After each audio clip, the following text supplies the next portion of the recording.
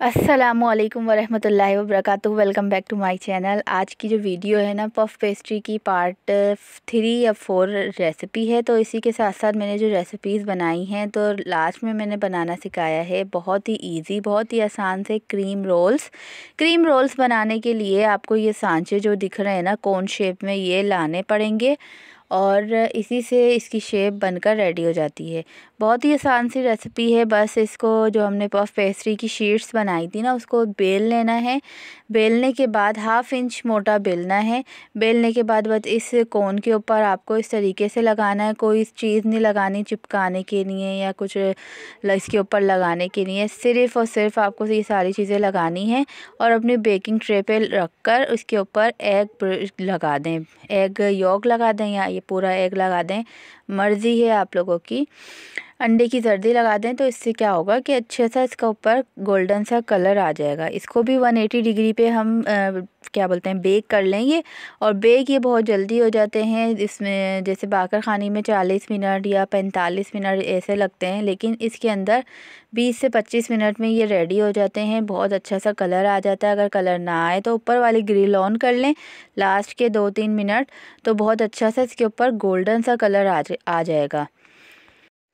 बहुत ही आसान सी रेसिपीज़ है, बस आपको दिल लगा के ये वर्क करना है। अगर आप पैशनेट होंगे तो आपकी ये चीज़ जो है ना बहुत अच्छी बनकर रेडी हो जाएगी। और इसी के साथ साथ चैनल पे अगर आप लोग नए हैं तो चैनल को सब्सक्राइब कर लें, बेल नोटिफिकेशन भी ऑन कर दें। देखें हमारे बहुत ज़बरदस्त से क्या बोलते हैं क्रीम रोल्स रेडी हो चुके हैं। बहुत ही मज़ेदार बनकर रेडी हुए थे, क्रिस्पी क्रंची, बहुत ही मज़ेदार सी इसकी फिलिंग जो अंदर की है ना वो व्हिप क्रीम के साथ होगी।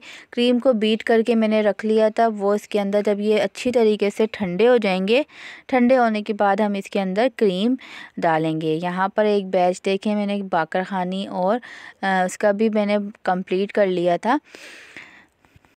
आखिर में जैसे किनारे रह जाएं या लंबी सी स्ट्रिप्स रह जाए या कोई भी ऐसी चीज़ें रह जाएं तो आप उसको दोबारा से बेल कर, सब चीज़ों को मिक्स करके दोबारा से बेल कर और आप उससे कोई भी शेप की चीज़ बनाकर बिल्कुल आप उसको ख़त्म कर लें। एक एक चीज़ आप उसको यूज़ में ले सकते हैं, कोई भी आपका जो डो है ना वो फालतू नहीं जाएगी। यहाँ पर देखें ज़बरदस्त सा हमारे जो क्रीम रोल्स थे ना वो ठंडे हो चुके थे, बहुत ही खस्ता कुरकुरे से बने थे। तो इसके अंदर फिलिंग मैंने बस क्या किया है कि व्हिप्ड क्रीम के अंदर पर्पल कलर ऐड कर दिया था। अगर जो सा भी आपको कलर अच्छा लगता है वो आप ऐड कर दें। अगर कलर अच्छा नहीं है तो कलर नहीं डालना चाहते तो आप वाइट कलर भी इसके अंदर, वाइट क्रीम भी आप इसके अंदर डाल सकते हैं और ऊपर से अंदर कोई भी जैम भी लगा सकते हैं।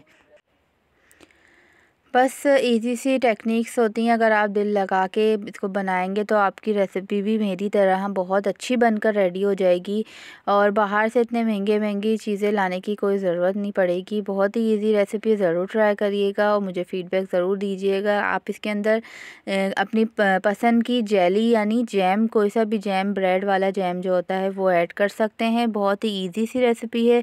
मिलते हैं नेक्स्ट वीडियो में, जब तक के लिए अपने और अपने घर वालों का बहुत सारा ख्याल रखें, दुआओं में याद रखें। एक और नई रेसिपी के साथ हाजिर होंगी, जब तक के लिए अल्लाह हाफिज़।